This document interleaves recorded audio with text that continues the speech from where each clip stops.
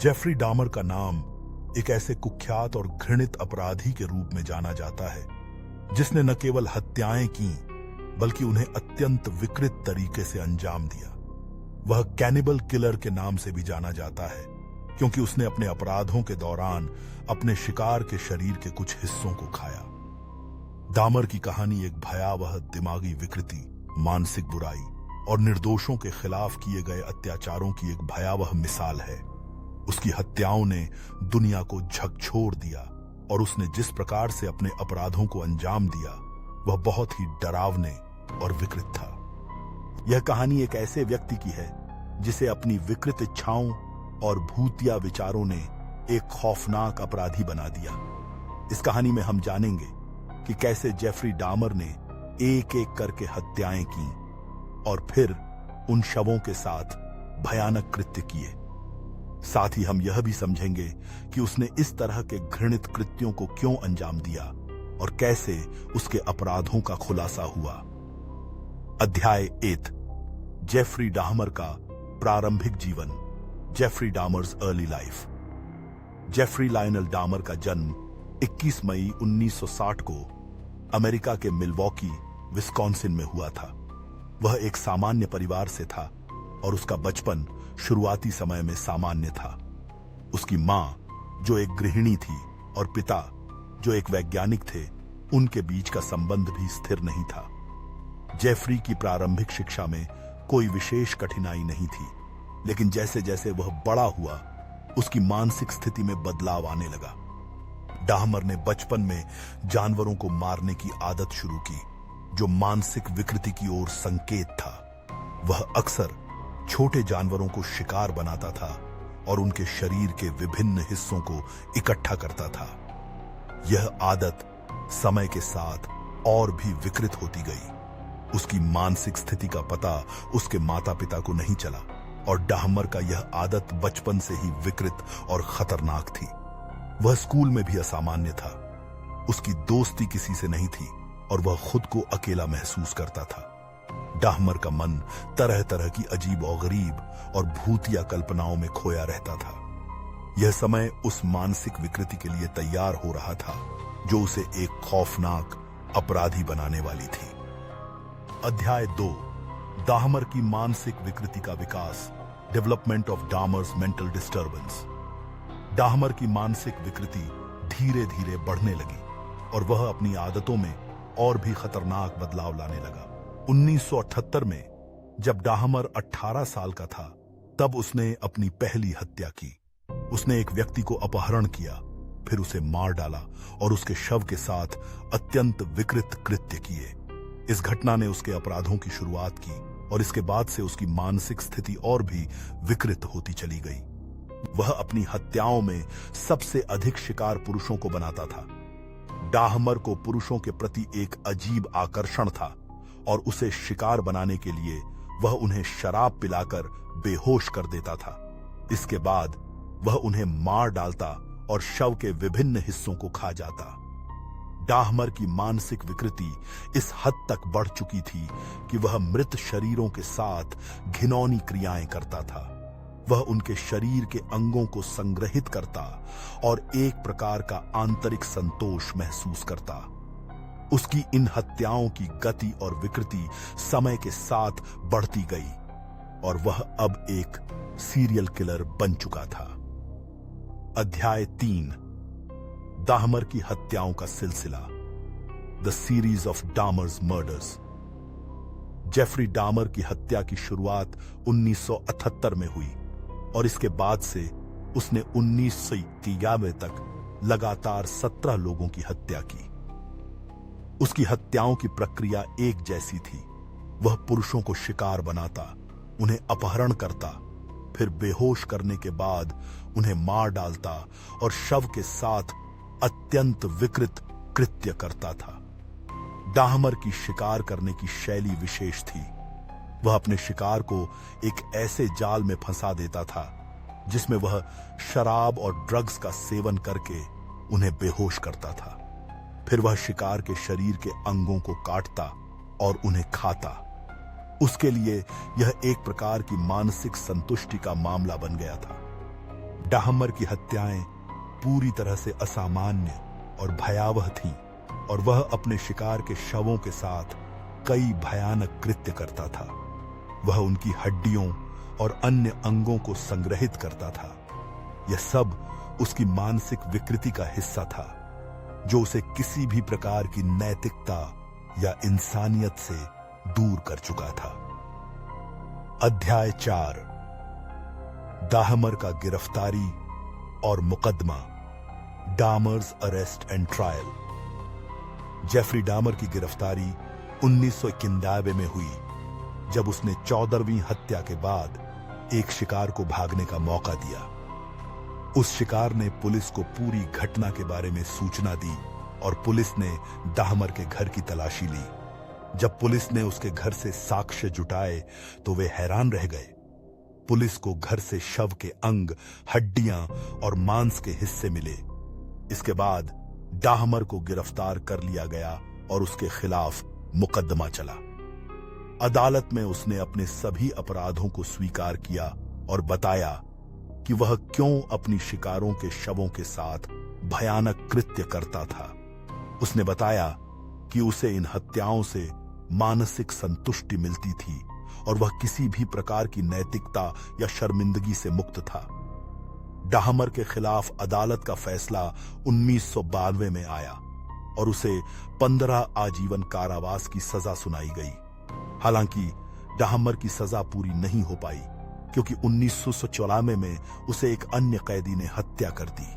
उसकी हत्या ने इस खौफनाक कहानी का अंत किया, लेकिन उसकी अपराधों की कहानी हमेशा याद रखी जाएगी। निष्कर्ष, कंक्लूजन। जेफरी डामर की कहानी हमें यह सिखाती है कि किसी व्यक्ति की मानसिक विकृति कितनी भयावह हो सकती है और कैसे एक व्यक्ति का मानसिक स्वास्थ्य उसकी पूरी जिंदगी को प्रभावित कर सकता है। डाहमर ने केवल हत्या ही नहीं की, बल्कि एक मानसिक विकृति की वजह से उसने अपने शिकार के शवों के साथ अत्यंत विकृत क्रियाएं की। यह कहानी एक खौफनाक वास्तविकता है जो हमें यह याद दिलाती है कि मानसिक स्वास्थ्य पर ध्यान देना कितनी महत्वपूर्ण बात है और समाज को इस दिशा में काम करने की आवश्यकता है ताकि इस तरह के अपराधों को रोका जा सके। डिब्बुक की छाया, क्लारा जर्माना सेले की 1906 की भयानक आत्माग्रस्ती की सच्ची कहानी। भूमिका, इंट्रो। कल्पना कीजिए, एक शांत धर्मपरायण मिशन स्कूल की दीवारों के पीछे छिपा एक रहस्य, एक मासूम सी लड़की का अचानक बदल जाना और वो आवाजें जो रात के सन्नाटे में फुसफुसाकर कहती थीं, वो अब तुम्हारी नहीं रही। यह कोई कहानी नहीं, यह एक सच्ची घटना है जो 1906 में दक्षिण अफ्रीका में घटी थी। क्लारा जर्माना सेले और एक डिब्बुक के कब्जे की खौफनाक सच्चाई। अध्याय 8 क्लारा, एक शांत जीवन। क्लारा जर्माना सेले एक 16 वर्षीय युवती थी जो दक्षिण अफ्रीका के नेताल क्षेत्र में स्थित सेंट माइकल मिशन स्कूल में पढ़ती थी। यह मिशन एक रोमन कैथोलिक संस्थान था जहां अनाथ बच्चों को शिक्षा और धार्मिक ज्ञान दिया जाता था। क्लारा का जीवन आम बच्चों जैसा नहीं था। वह अनाथ थी, भावनात्मक रूप से अकेली और अक्सर ध्यान मग्न या खोई हुई सी रहती थी। स्कूल की ननों ने उसे अनुशासित, सौम्य और ईश्वर भक्त लड़की बताया है, मगर समय के साथ एक ऐसा बदलाव आया जिसे किसी ने नहीं देखा था। अध्याय 2 अंधकार की शुरुआत। साल 1906 के शुरुआती महीनों में क्लारा में बदलाव आने लगे। वह चुपचाप रहने लगी, अजीब हरकतें करने लगी, जैसे किसी अदृश्य शक्ति से बात कर रही हो। वो अक्सर अकेले में बड़बड़ाती थी और कई बार उसके चेहरे पर एक अजीब क्रूर मुस्कान होती थी। नन्नों ने बताया कि वह अचानक धार्मिक प्रतीकों से दूर भागने लगी। विशेष रूप से क्रॉस और होली वाटर से उसे घृणा हो गई थी।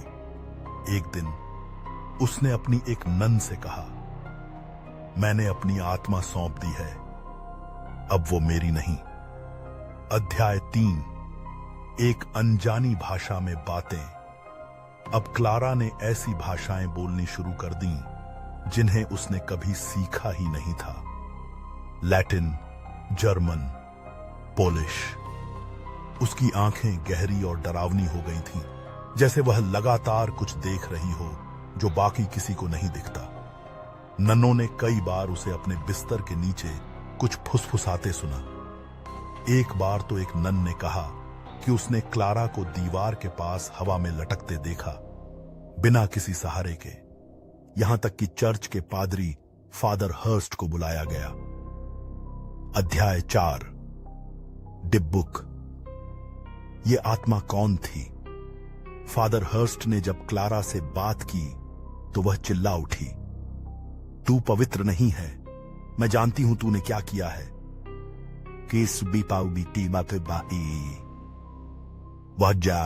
वह जान रही थी पादरी का अतीत, बातें जो किसी और को नहीं पता थीं। यहां एक शब्द सामने आया, डिब्बुक। एक भटकती यहूदी आत्मा जो किसी जिंदा इंसान के शरीर में घुसकर उसे पूरी तरह अपने वश में कर लेती है। डिब्बुक अक्सर उन लोगों को शिकार बनाता है जो मानसिक या आध्यात्मिक रूप से कमजोर होते हैं, और क्लारा एक अकेली टूटी हुई लड़की परफेक्ट टारगेट थी। अध्याय 5। दस्तावेजों में दर्ज खौफ। फादर हर्स्ट ने वेटिकन को पत्र लिखा जिसमें उन्होंने लिखा, एक आत्मा ने लड़की के शरीर पर अधिकार कर लिया है। वह हवा में उठ जाती है, आवाजें निकालती है जो इंसानी नहीं है, और वह रहस्य जानती है जो केवल ईश्वर को पता होते हैं। स्कूल की ननों ने बताया कि क्लारा कभी कभी ऐसे जानवरों की तरह रेंगती थी जिनकी कोई पहचान नहीं थी। उसकी आंखें पूरी काली हो जाती थीं और वह अंधेरे में ऐसे देख सकती थीं जैसे दिन हो। अध्याय 6। पहला, एक्सोर्सिज्म। फादर हर्स्ट ने अनुमति लेकर पहला एक्सोर्सिज्म शुरू किया। कमरे को पवित्र जल से छिड़का गया और लैटिन मंत्रों का जाप शुरू हुआ। क्लारा ने गुस्से में अपना सिर दीवार पर पटका। वह जोर से चीखने लगी, मुझे मत निकालो, मैं अब इस शरीर का मालिक हूं। 14 दिन तक यह प्रक्रिया चली। हर दिन उसकी हालत और भी खराब होती गई। अध्याय 7। दूसरा एक्सोर्सिज्म और शर्त।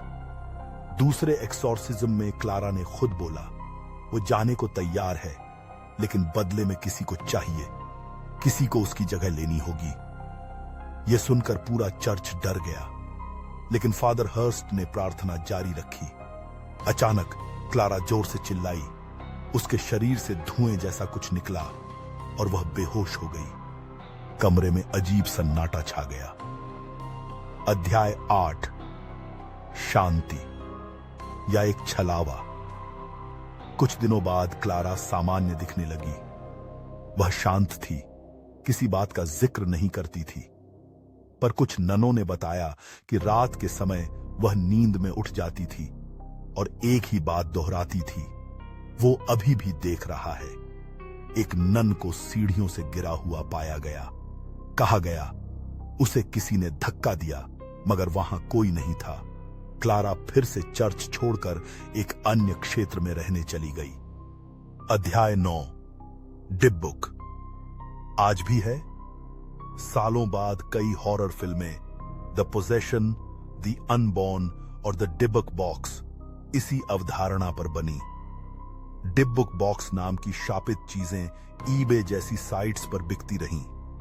कुछ लोगों का मानना है कि डिब्बुक आज भी जिंदा है और वो उन लोगों को ढूंढते हैं जिनकी आत्मा कमजोर होती है। अध्याय 10। क्या यह मानसिक रोग था या कुछ और? कुछ मनोवैज्ञानिकों का मानना है कि क्लारा किसी प्रकार की मानसिक बीमारी जैसे डिसोसिएटिव आइडेंटिटी डिसऑर्डर या सिजोफ्रेनिया से ग्रस्त थी।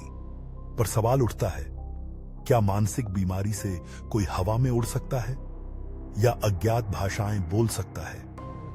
क्लारा की कहानी विज्ञान और आध्यात्मिकता के बीच की रेखा को धुंधला कर देती है। निष्कर्ष, एक लड़की, एक आत्मा और एक सदी पुराना राज। क्या सच में डिब्बुक ने क्लारा को अपनी चपेट में लिया था, या यह सब एक बीमार मन का भ्रम था? लेकिन एक बात तय है, जो हम नहीं समझते वह हमें सबसे ज्यादा डराता है, और डिब्बुक उस डर की परछाई है। द मैनसन फैमिली मर्डर्स 1969 के भयावह हत्याकांड, cult horrors and ritual killings. भूमिका, इंट्रो। यह कहानी नून सिक्के के एक जघन्य अपराध की है जिसने अमेरिका को हिलाकर रख दिया था। यह कहानी है चार्ल्स मैनसन और उसकी मैनसन फैमिली के बारे में, जिन्होंने एक भयानक हत्याओं की श्रृंखला को अंजाम दिया। क्या यह हत्याएं किसी मानसिक बीमारी का परिणाम थीं, या फिर यह सच में एक कल्ट और रिचुअल किलिंग्स का हिस्सा थीं? क्या मैनसन और उसकी फैमिली ने सच में पागलपन और विश्वास के नाम पर निर्दोष लोगों की जान ली? इस कहानी को जानकर आपके रोंगटे खड़े हो जाएंगे। आइए जानते हैं मैनसन फैमिली के डरावने अपराधों के बारे में, जिन्होंने अमेरिका में हत्या और भय का नया अर्थ दिया। अध्याय 1, चार्ल्स मैनसन का जीवन और विचारधारा। चार्ल्स मैनसन का जन्म 12 नवंबर 1934 को हुआ था। मैनसन का जीवन एक अपराधपूर्ण और असामाजिक परिवार में शुरू हुआ। उसकी मां एक नशेड़ी और अव्यवस्थित महिला थीं, जिन्होंने चार्ल्स को जन्म के बाद छोड़ दिया था। यह शुरुआती जीवन ही मैनसन की मानसिक स्थिति और उसके पथ को प्रभावित करने वाला था। मैनसन ने छोटी उम्र से ही अपराधों की दुनिया में कदम रखा। उसे पहले ही अपराधी दुनिया की आदतें मिल चुकी थीं, और यही आदतें उसे कल्ट लीडर बनने तक ले आईं। वह एक संगीतकार बनना चाहता था, लेकिन उसकी असफलता और मानसिक अस्थिरता ने उसे एक खतरनाक और पागल विचारधारा के प्रति आकर्षित किया। चार्ल्स मैनसन ने अपनी खुद की मैनसन फैमिली बनाई, जिसमें युवा और अव्यवस्थित लोग शामिल थे।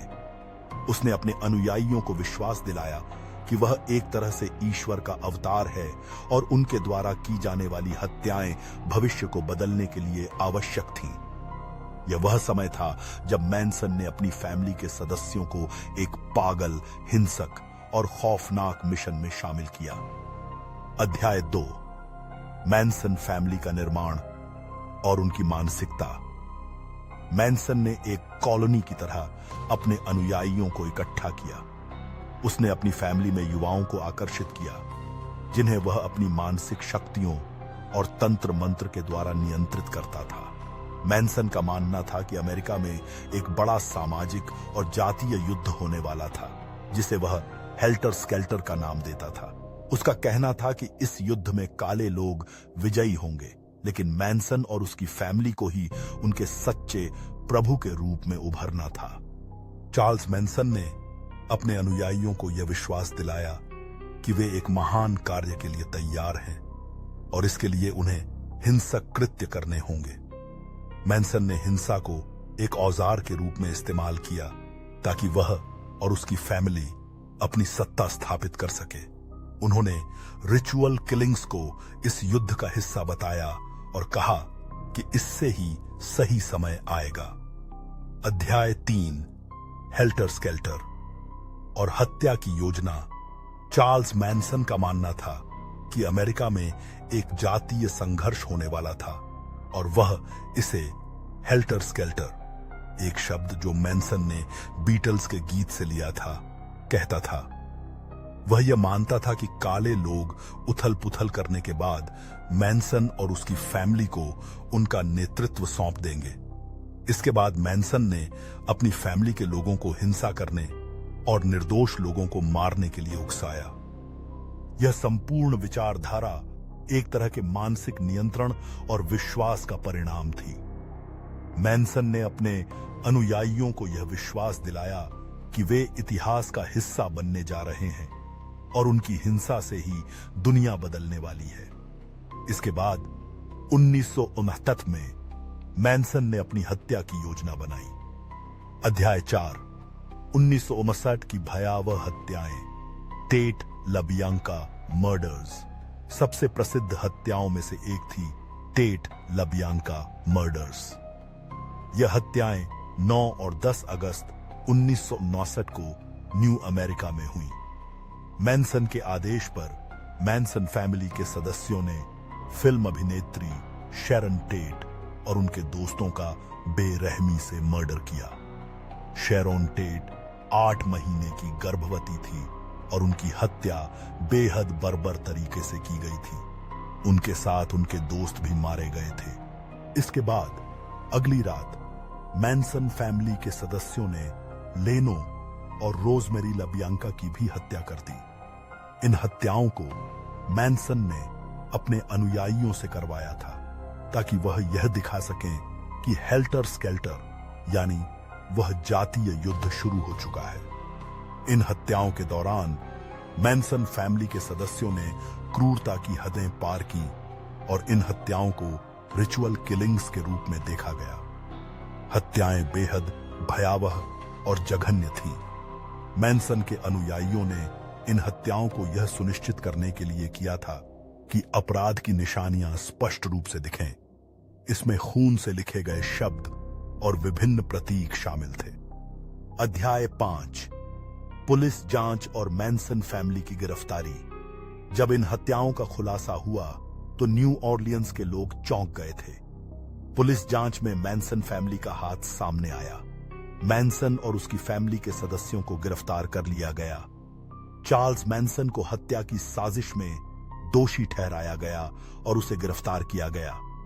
मैनसन और उसकी फैमिली के सदस्य जैसे सूजन एटकिंस, पैट्रिशिया क्रेनविंकल और लेस्ली वैन हाउटन भी गिरफ्तार हुए और उन पर अभियोग लगाए गए। अध्याय 6, मैनसन फैमिली के सदस्यों की सजा और जेल। जीवन चार्ल्स मैनसन और उसके फैमिली के सदस्य जेल में गए, लेकिन उनकी कहानी यहीं समाप्त नहीं हुई। मैनसन का जीवन जेल में भी काफी चर्चित रहा। जेल में रहते हुए मैनसन ने कई और विवादों को जन्म दिया और अपनी मानसिक स्थिति को लेकर कई बार चर्चा का विषय बना। उसका मानना था कि वह अब भी हेल्टर स्केल्टर की भविष्यवाणी के तहत अपनी लड़ाई लड़ रहा है। मैनसन की मानसिकता में हमेशा से ही एक नकारात्मकता और हिंसा थी और वह किसी तरह से सजा से बचने का प्रयास करता रहा। निष्कर्ष सी एलोजिंग। चार्ल्स मैनसन और उसकी फैमिली ने अपनी मानसिकता और विश्वासों के नाम पर जो भयावह हत्याएं की, उसने पूरी दुनिया को हिलाकर रख दिया था। क्या यह केवल एक पागलपन था या फिर यह सच में एक कल्ट और रिचुअल किलिंग्स का हिस्सा था? इस कहानी ने यह दिखा दिया कि मानसिक बीमारी और विश्वास की गलत धारा में बहने के कारण कितनी खतरनाक घटनाएं घट सकती हैं।